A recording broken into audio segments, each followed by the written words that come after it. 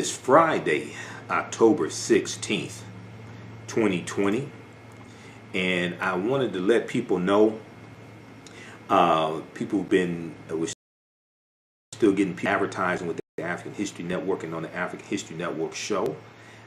And now that I'm on Monday through Friday, I want to let you all know that you can now advertise with the African History Network with the African History Network show on our weekly show.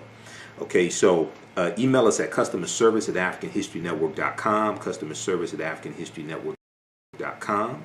African American business owners who want to advertise your business. You may have an e-commerce store, you may have a brick and mortar store, whatever type of business you're in, whether it's health and beauty products, whether you are an author, whether you sell books, you have a home school, or you deal with education, you can advertise with the African History Network. So what we do, we take you, we create a video commercial for you, and you may have seen in some of the rebroadcasts of our shows, you see the new video commercials. Okay, most of those I created. I do the voiceover, and you can send me a script. We put together that 30-second to 60-second video commercial, and then when we re-air the shows, we re-air them throughout the week. People see your commercial. This helps promote you. We also upload the video commercial to our Facebook fan page, the African History Network, and then also on our YouTube channel, Michael Imhotep, IMHOTEP. All right, African American business owners, post the name of your business here on the thread of the broadcast, and email us at customerservice@africanhistorynetwork.com, African History Network, and we'll let you know how you can advertise with the African History running. So you'll get the video commercial, and then also our broadcasts are in audio podcast format as well. So we're on 9 different audio podcast platforms. We're on Blog Talk Radio, iTunes, iHeartRadio, Stitcher, Castbox, Acast, TuneIn. So when people listen to the audio podcast of these broadcasts, they'll hear your audio commercial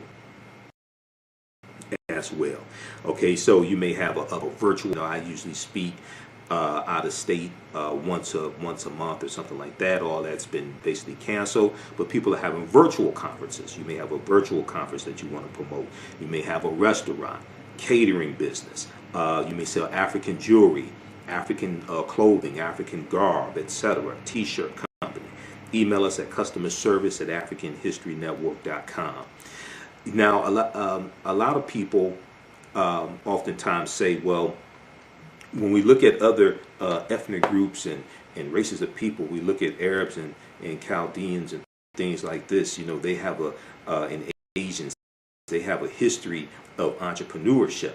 When we study our history, African people, we have a history of entrepreneurship as well. Look at the first economies. When we look at the great African civilizations that we love to talk about, whether we talk about ancient Kemet or ancient Egypt, whether we talk about Ta-Nehesi or Nubia or Ta-Seti, if we talk about Ethiopia or Abyssinia, we talk about Great Zimbabwe, things like this. We go into West Africa and we deal with Ghana, Songhai, and Mali.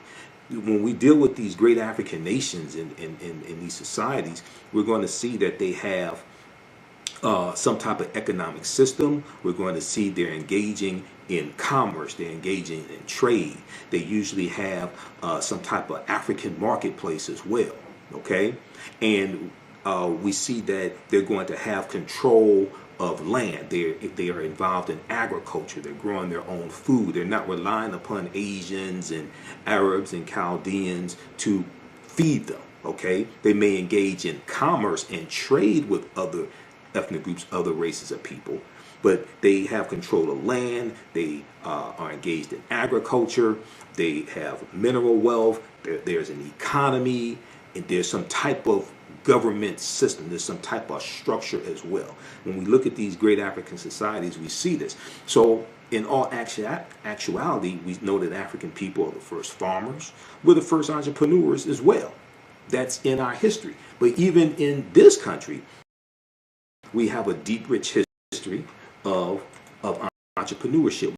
We have the co-ops, the cooperative. Jessica Gould, the author of the book Collective Courage. Collective Courage. And Dr. Jessica Gordon Nimhard is the author of the book Collective Courage. And Collective Courage deals with a history of African American cooperative thought and practice. A history of African American cooperative thought and practice. And I interviewed the sister back in about 2014, I think it was. Maybe it's about 2016 I interviewed her. And she was speaking here in Detroit. So I interviewed her to help promote the lecture. And her book deals with the deep, rich history of cooperative economics, the co-ops. And the co-ops, the cooperatives, those are African principles we brought with us from West Africa. And you're dealing with these cooperatives, like whether it's the Colored Merchants Association, whether it's things like the Colored Farmers National Alliance and cooperative unions. These are ways that African Americans engaged in economic empowerment, engaged in business, engaged in economics. And it's a collective. The members were owners of the organization or of the business or something like that, as opposed to maybe just individual owners or maybe just a family owning a business. You had a collective and you could compete better. You could, the owners shared in the profits. It was more beneficial as opposed to the capitalism that we're taught, or it gets dressed up as black capitalism, etc. And what happened was a lot of African Americans went to white business, or they went to business schools at HBCUs that taught white business principles, and we then brought those white business principles back to the African American community, okay, and tried to use them. And for the most part, for the community in general, they don't work like the cooperatives did. They may work for your family, they may work for you individually, but the cooperatives were different. So when we look at things like the Colored Merchants Association, right? The Colored Merchants Association was created right around 1928, 1929. It comes out of the National Negro Business League.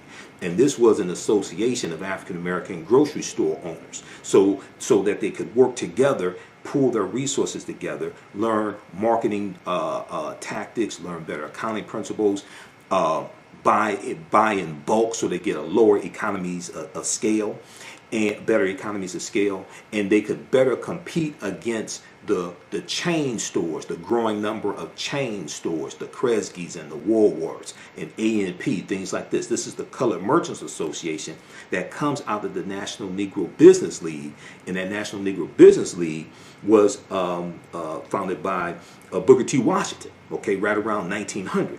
All right, so we have a deep, rich history of these co-ops. When we look at things like the Colored Farmers National Alliance and Cooperative Union, this was founded in 1886 in Texas. Okay, 1886 in Texas. It only lasts 5 years, but they grow to about 1.2 million members.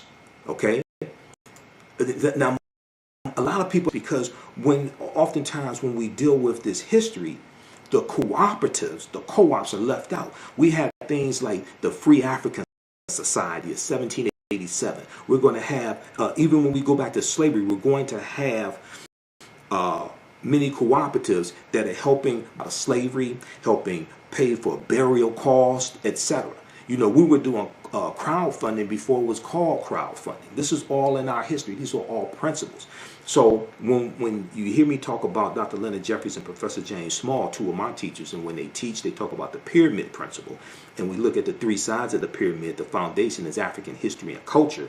And it's African history and culture that gives us our VIPs, our values, our interests, and our principles. And this gives us a cultural paradigm that we see reality through.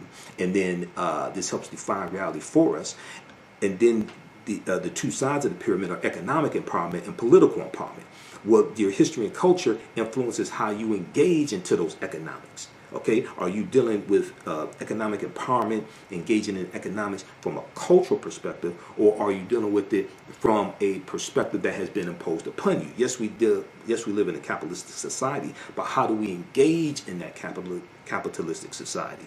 So when we look at the Colored Farmers National Alliance and Cooperative, they were formed in 1886 in Texas, despite the fact that both African American and white farmers faced great difficulties due to the rising price of farming and the decreasing profits that were coming from farming. The protective organization known as the Southern Farmers Alliance did not allow African American farmers to join.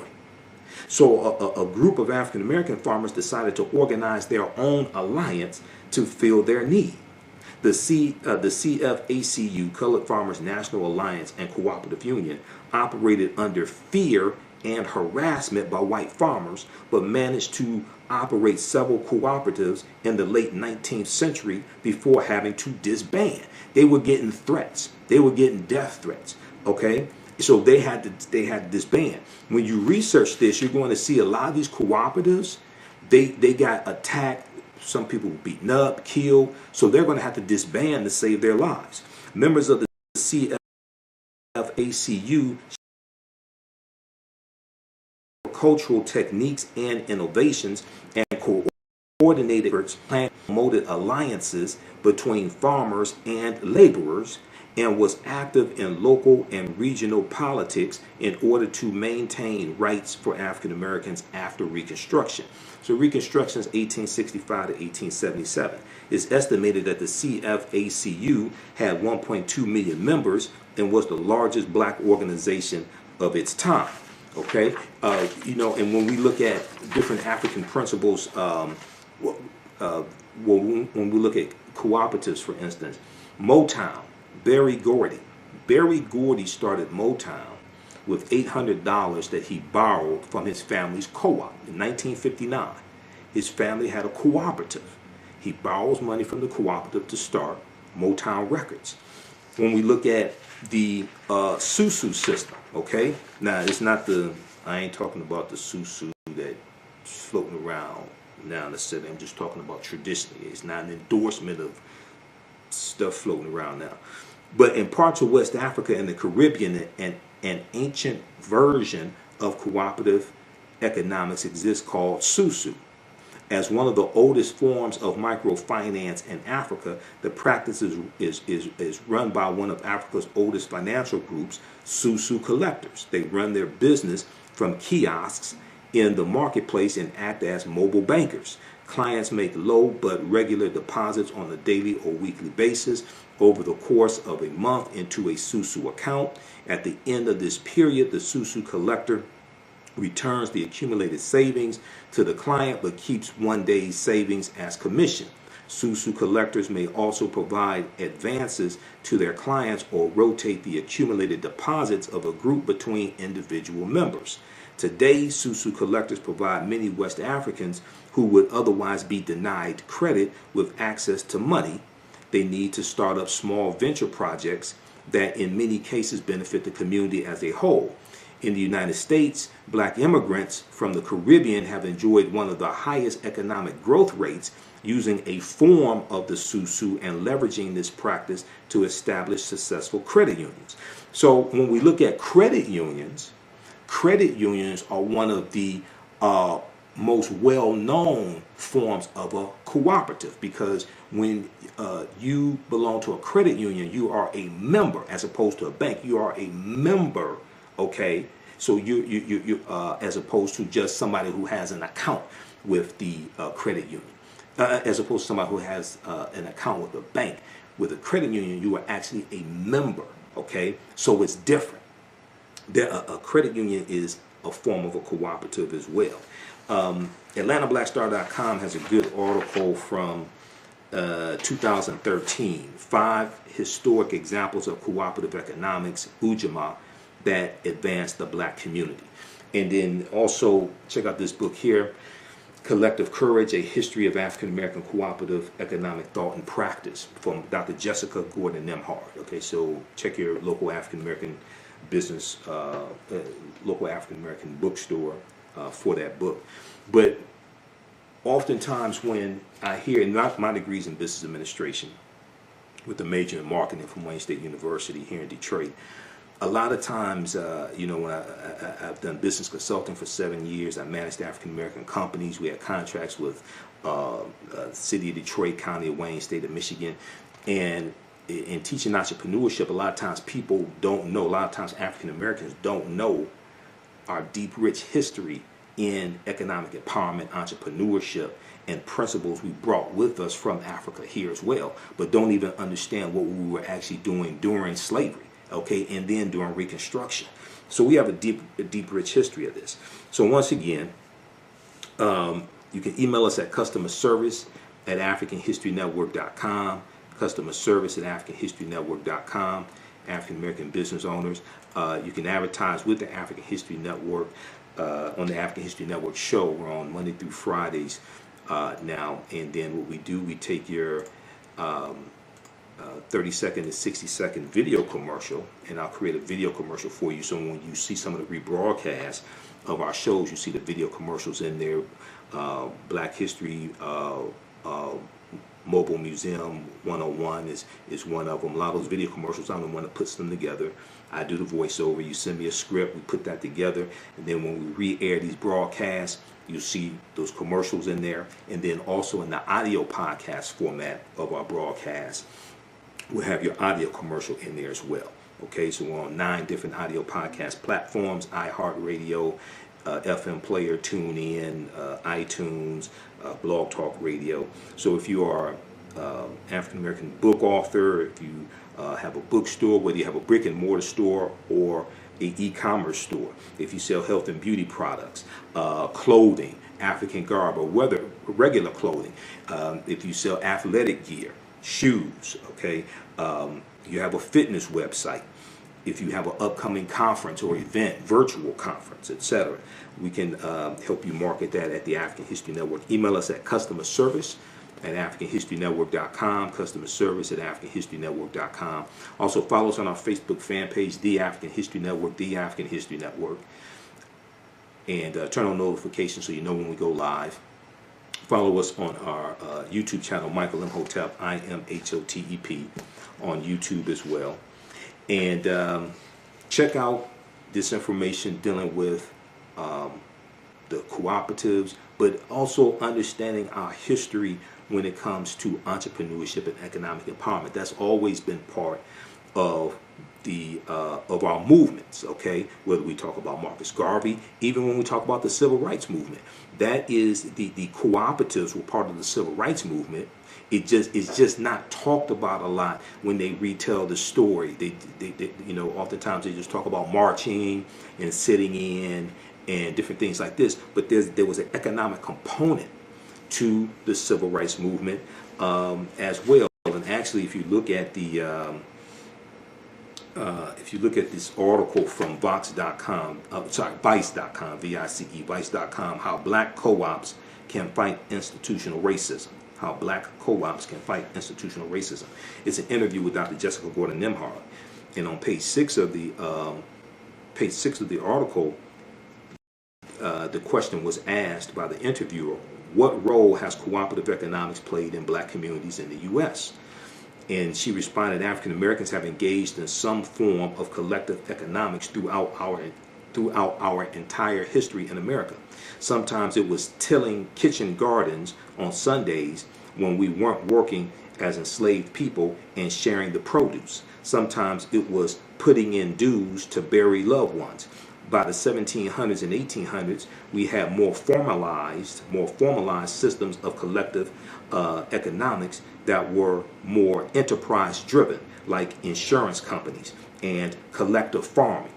Eventually, we had collective grocery stores, like going back to the Colored Merchants Association in 1928, 1929. Okay, it was a cooperative of African American grocery store owners.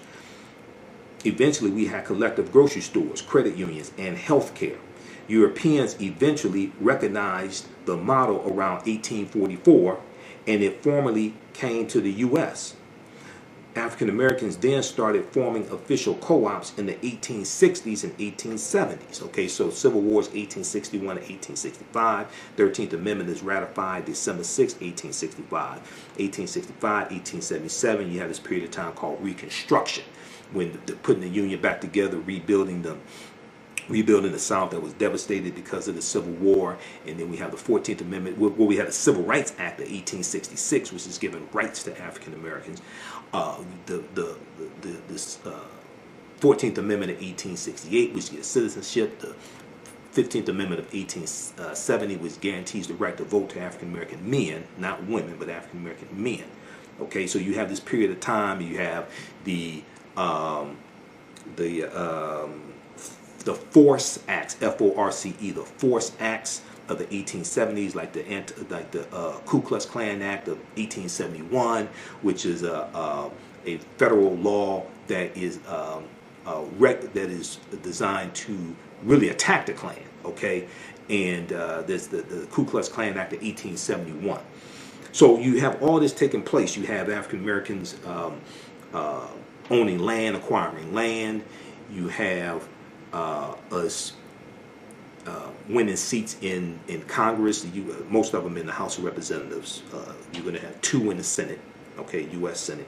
So all this is taking place during Reconstruction. So by the 1880s, labor unions were actually helping workers to start their own co-ops, and African Americans were involved in that too. So they were asked the question. She was asked the question: did co-ops play a role in the civil rights movement? She said it was what I call a silent partner to the movement. This was done by.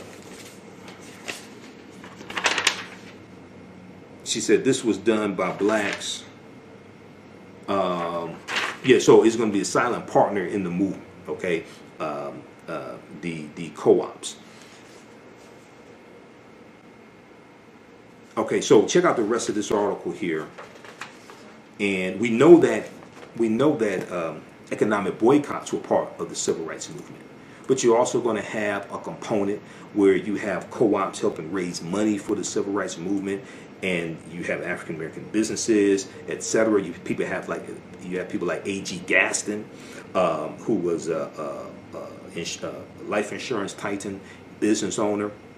You're going to have him putting up money to bail civil rights workers out of jail. All different types of things like this are going to take place. So oftentimes when the stories get retold, these different aspects are left out of it, the economic component. But another aspect is left out is the armed resistance, the armed self-defense when it comes to the civil rights movement as well. So that's why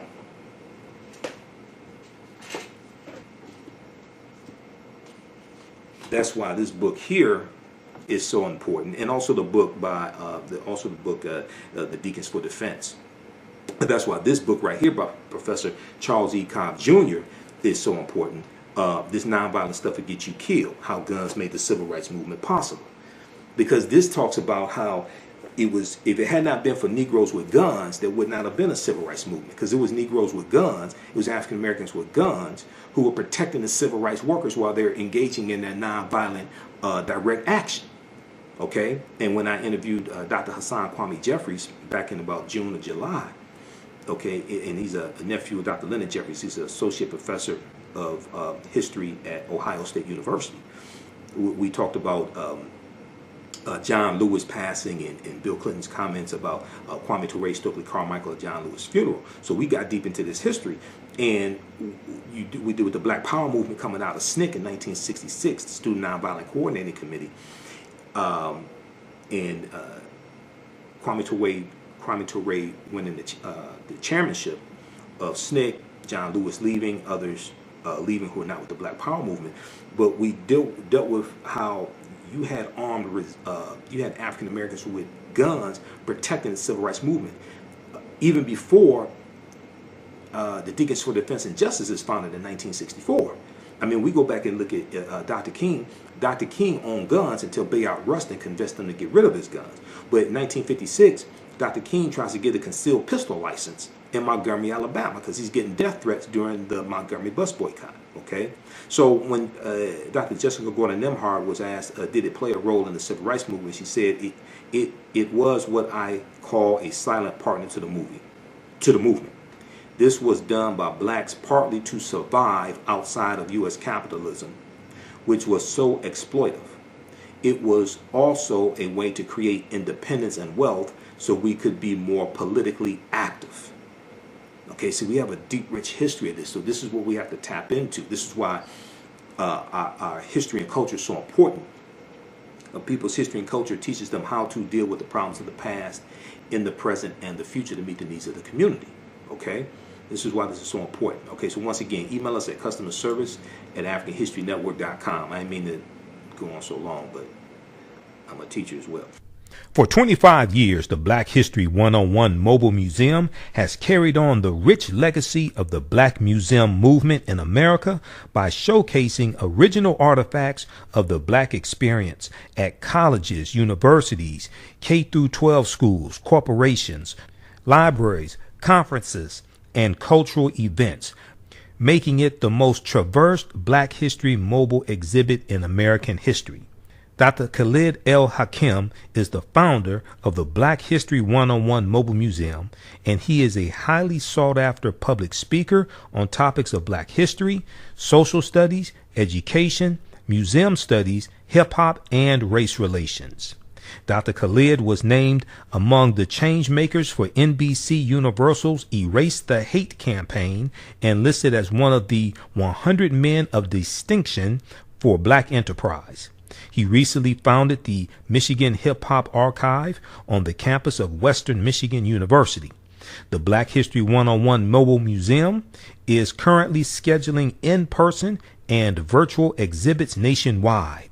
For more information, please contact Dr. Khalid Al Hakim directly at 313-645-4197, 313-645-4197, or visit their website at blackhistorymobilemuseum.com. That's blackhistorymobilemuseum.com. You can also email him at bhistory101@yahoo.com, bhistory101@yahoo.com. Yaya Rule is a line of African print-inspired apparel catered to the Black community. The pieces include t-shirts, sweatshirts, hoodies, jackets, dresses, skirts, activewear, bags, and other accessories and home decor. This brand offers a revived way for men and women to wear their Black pride and honor their African heritage anywhere at any time. This apparel line is for anyone, whether you are working in the corporate world, are an entrepreneur, or an artist. Their selection will allow you to casually let your pride shine or dress it up as wanted. It is for those who have already embraced African fabrics and for those who are just getting introduced to them. Reclaim and experience a part of our culture with rich and colorful African prints. The clothing line and the accessories are available right now starting at $17.99. For more information on the new items and accessories, visit yayarule.com. Email us at customerservice@AfricanHistoryNetwork.com, customerservice@AfricanHistoryNetwork.com. Post the name of your African American owned business here. We've got shops or Be Glam. Okay, shops or beglam.com. That's Lanisha. We've got, let's see here, what we have here.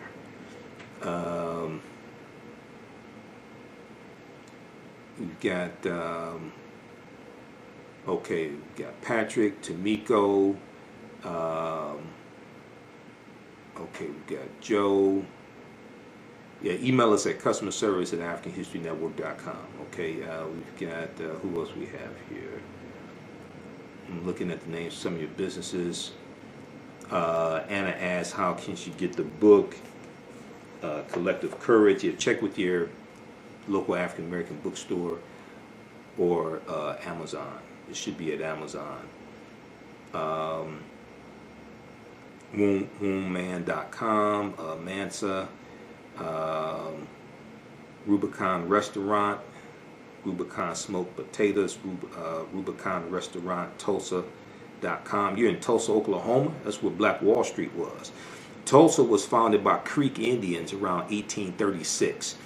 The Creek Indians, the Choctaw, Chickasaw, Creek, Cherokee, and Seminole Indians got pushed off their land in southeastern United States, areas like Georgia and Alabama, because of the Indian Removal Act of 1830, signed into law by President Andrew Jackson, which is the favorite president of this first Russian president of the United States, Donald John Trump.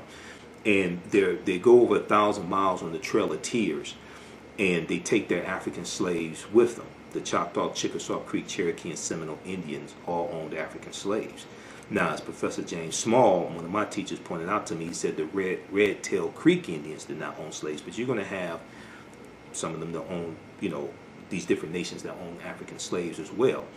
So when they go into Oklahoma, they take their African slaves with them. And Tulsa comes from the Creek Indian word Tallahassee. Tallahassee. This is where the word Tulsa comes from. So you're going to add the Choctaw, Chickasaw, Creek, Cherokee, and Seminole Indians, derisively, pejoratively called the 5 civilized tribes of Native Americans, because they adopted Christianity, learned to speak English, and owned slaves. They're all going to fight on behalf of the South during the Civil War. They all fight on behalf of the Confederacy during the Civil War because they own slaves. Okay, now you're going to have these Africans who marry into these various Native American nations, get citizenship rights, things like this. This is going to happen. A lot of us have some type of Native American ancestry. I'm one of them. I have Cherokee and Blackfoot on my mother's side of the family because my mother's from Tennessee. So what's going to happen is you're going to have the Black Freedmen Indian Treaties of 1866. And this is let me back up for a quick minute, and then we're going to end this. When these Native American nations take up arms against the Union during the Civil War, they violate treaties that they have with the United States. And these treaties stipulate that they can never take up arms against the Union. So before the Civil War, you're going to have these Native American territories where they own this land, where they have this land. That land is going to be taken back after the Civil War ends, and they're going to be put on reservations. But there are also stipulations that they have to free their slaves. Some of them don't free their slaves till like 1866, 1867. Because they did, in vogue said, give it up, turn it loose. They didn't want to give it up or turn it loose, some of them. Now, this is not, I'm not saying that we should hate Native Americans. That's not what I'm saying. I'm dealing with their history. I don't want people to misunderstand what I'm saying, because many of us have Native American blood. Many are black Indians that exist today. They're all black Indians, and we saw that the Cherokee stripped the black freedmen in 2011 of their citizenship rights in the Cherokee Nation, and those black freedmen are going to sue to get their citizenship rights back in the Cherokee Nation, get their full rights, etc. Okay? So there are about 566 or 567 federally recognized tribal nations in this country. Okay, so I don't want us to look at all of them negatively or attack them, things like this, because see, white supremacy pits groups of oppressed people against each other to fight one another. This is violating 71 peace treaties with Native Americans. And oftentimes you're dealing with groups that are misinformation that's been fed to them coming out of white supremacy. All right, so we have to understand that also. When you read books like The First Americans Were Africans, Documented Evidence, and I just had Dr. David Imhotep on my show Monday, October 12th for Indigenous Peoples Day, Columbus Day. All right, The First Americans Were Africans, Documented Evidence, which deals with the African presence in the Americas going back at least 56,000 years ago in South America, but in the land we call the United States of America going back at least 51,700 years ago. Okay, the Khoisan, who come from southern Africa, the ancestors to the Inuit and the Twa, they were here going back at least 51,700 years ago, before Native Americans, the people who we call Native Americans, came into existence. The people who we call Native Americans are the offspring, in general, the offspring of intermixing between Africans who were already here and Asians who come here around 3000 BC, okay, about 5,000 years ago. They intermix, and their offspring are, in general, who we call Native Americans. If you look at old black and white photographs of Native Americans, and this is why I can't do these broadcasts like this and only do 5 minutes, because where's that book? This book right here. So if you look at old black and white photographs of Native Americans, this is Chronology of Native Americans, the ultimate guide to North America's indigenous people, right? When you look at old black and white photographs of Native Americans, these were not a very light-skinned, almost white-looking people, like a lot of Native Americans you see today. No, not an attack on them. I'm just explaining this. These were usually a dark-skinned people, oftentimes with high cheekbones. And what's going to happen, you have those who are the offspring of an intermixing of Africans and Asians, one. Two, when European settlers come here, a lot of the African groups that are already here, a lot of them get reclassified as Native Americans. Okay, so you have to really understand this chronology of history. Dr. Jose Pimenta Bay, who's one of the baddest scholars who deals with the history of the Moors, teaches about the history of the Moors. He used to teach classes at Temple University in Philadelphia. The last I heard, he's at Berea College in Kentucky. Okay, Berea College, incidentally, is where Dr. Carter G. Woodson, co-founder of the Association for the Study of Negro Life and History, September 9th, 1915, and founder of Negro History Week in 1926. Berea College is where Dr. Carter G. Woodson got his undergraduate degree. All right, it's just a little Black history fact, African American history fact.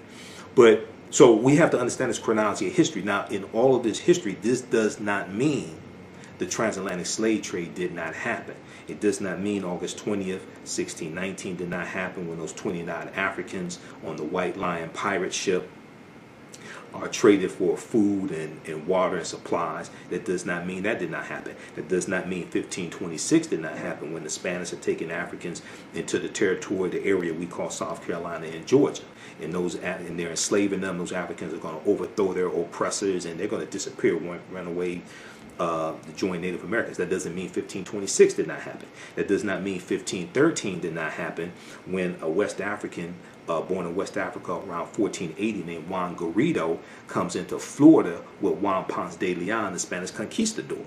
He was African. That's probably the first person of African descent that we know of by name. Okay, even Dr. Henry Louis Skip the Truth Gates talks about Juan Garrido. He talks about Juan Garrido in where's Gates' book? You gotta bear with me. Okay, so I got like 5 stacks of articles in file folders to my left, and I got 7 stacks of books to my right. So you just gotta bear with me. But in Gates' book, African Americans, Many Rivers to Cross, he talks about Juan Garrido. Okay, in the I'll show it to you. This book right. Actually, 2 books. Okay, so the African Americans, Many Rivers to Cross. In 2012, Gates did this, I think, a 6-part series on PBS. This is the companion book to that PBS series. Okay, and he talks about Juan Garrido in here. It's page, I think it's in the introduction. And just bear with me. I really did not plan to be on this long. I got a lot of work to do. Page 4. Page 4. He's showing Juan Garrido and Juan Ponce de Leon. Okay. So, and then also in Gates' book, 100 Amazing Facts About the Negro. And Gates does do some good research. Now, there's some flaws when he talks about African involvement in the transatlantic slave trade, but I've read dozens of Gates articles. He does do some good research. Ancient African history is not his forte, though, but this one right here, he talks about Juan Garrido in here as well, 100 Amazing Facts About the Negro. So we have to understand the history. We have to understand it chronologically. Okay? African people migrate at different times for different reasons. It could be voluntarily, it could be forced, etc. So just because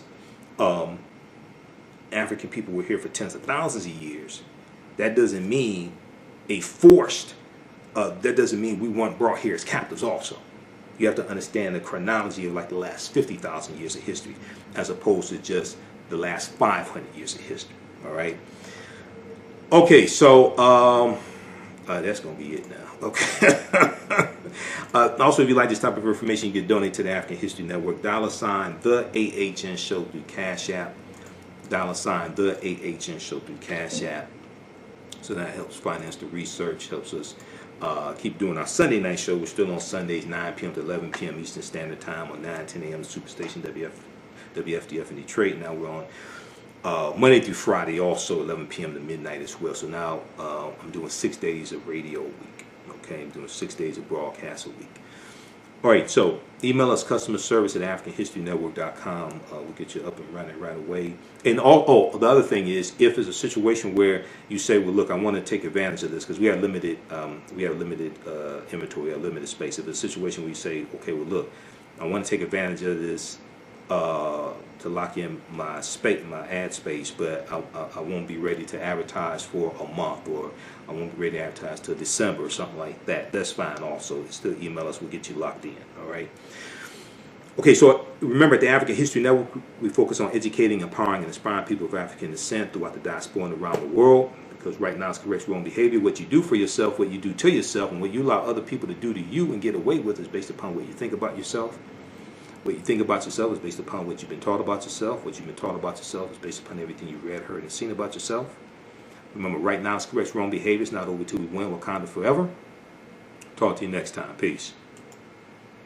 Have you tasted the world famous No Frowny Brownie yet from the Pink Bakery?